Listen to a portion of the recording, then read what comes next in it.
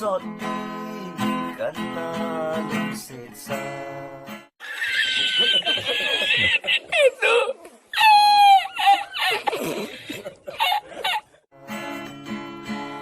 Azong kalong sit ng mo ikan ko hotel LCD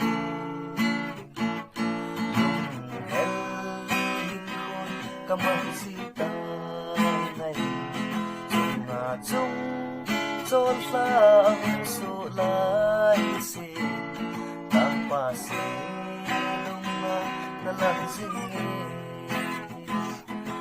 doin neo sen ilen hom lai ni ho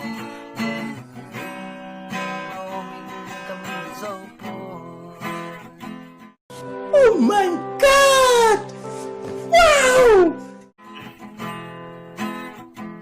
Sundin sa mangzan mo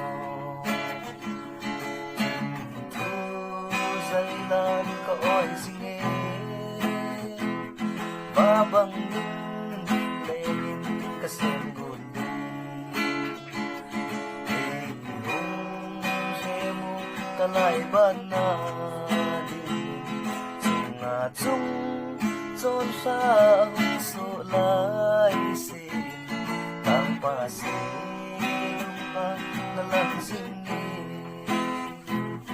yeldoin neosen ilan